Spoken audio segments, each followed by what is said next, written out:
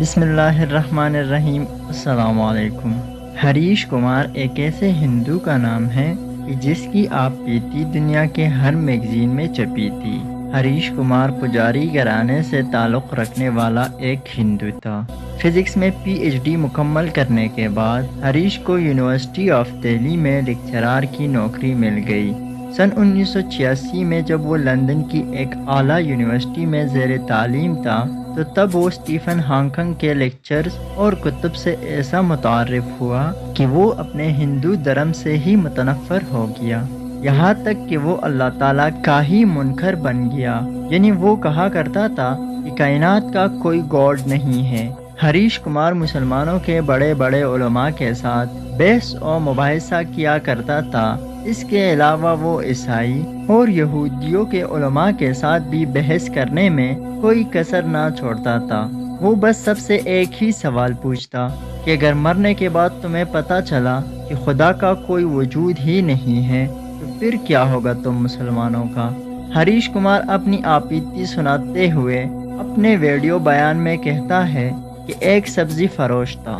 ہم اس سے 20 سالوں سے سبزی وغیرہ خریدتے آ رہے تھے۔ سن 2005 کی بات ہے کہ چھٹی کا دن تھا۔ جب مسلمان سبزی فروش سبزی بیچنے آیا تو میں نے اسے چائے کی دعوت دی، جو اس نے نہ چاہتے ہوئے بھی میرے اصرار پر قبول کر لی۔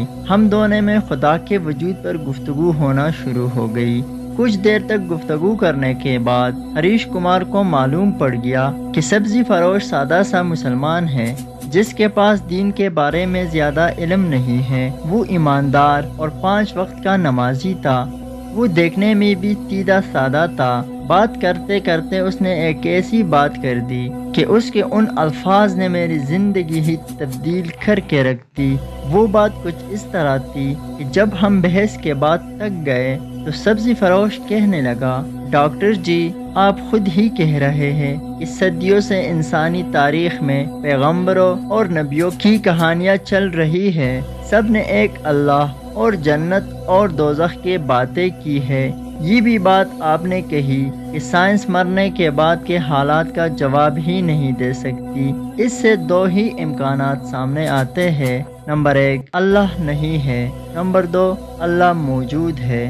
ڈاکٹر جی ذرا اس بات پر غور کریں کہ اگر آپ کے کہنے کے مطابق اللہ نہیں ہے، اس کو سچ مان لیا جائے تو پھر تو مرنے کے بعد آپ اور میں دونوں برابر ہوں گے، کیونکہ ہم دونوں کو کوئی بھی پوچھنے والا نہ ہوگا، نہ ہی جزا ہوگی اور نہ کوئی سزا۔ لیکن ڈاکٹر صاحب جیسا کہ میں کہہ رہا ہوں اللہ موجود ہے، تو اب آپ فرض کریں کہ اگر اللہ سچ میں موجود ہوا تو پھر مرنے کے بعد میں تو اللہ کا ماننے والا ہوں گا، جبکہ آپ انکار کرنے والے، تو پھر اللہ کو کیا منہ دکھائیں گے آپ، کیونکہ آپ تو مانتے ہی نہیں۔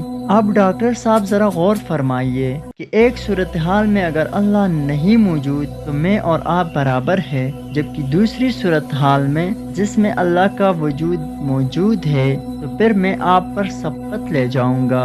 ان دونوں صورتوں میں فائدہ کس کو حاصل ہوا آپ خود ہی فیصلہ کر لیں۔ اس لیے ہم سب کے لیے اچھا ہی ہوگا کہ ہم اللہ تعالیٰ کی آخری کتاب قرآن پاک کو پڑھ کر اس پر ایمان لائے۔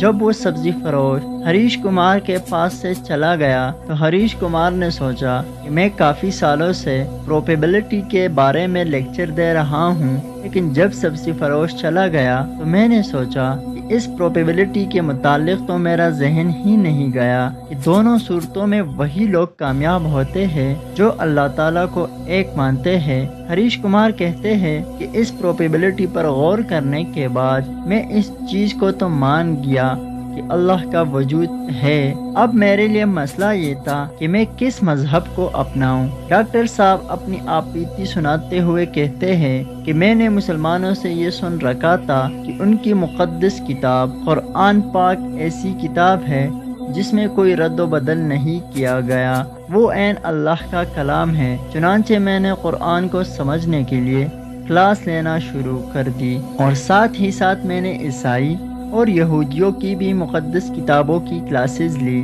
لیکن مکمل غور و غوص کے بعد میں نے یہ جان لیا کہ جو سکون اور اطمینان قرآن میں ہے وہ کہیں نہیں۔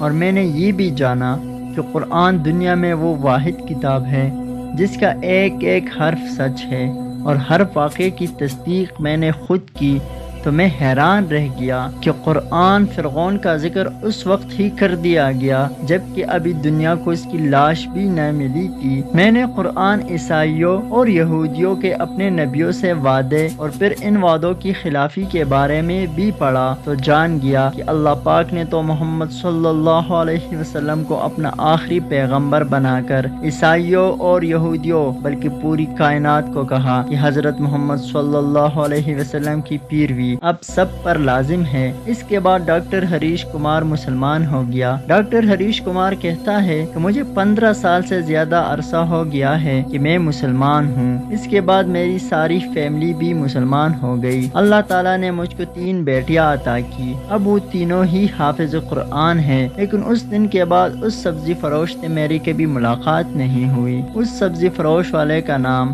عبد الاحد تھا۔ جب میں مسلمان ہو گیا تو میں نے بھی اپنا نام عبد الاحد رکھ لیا۔ سبزی فروش انسان تو تھا لیکن فرشتہ صرف انسان تھا۔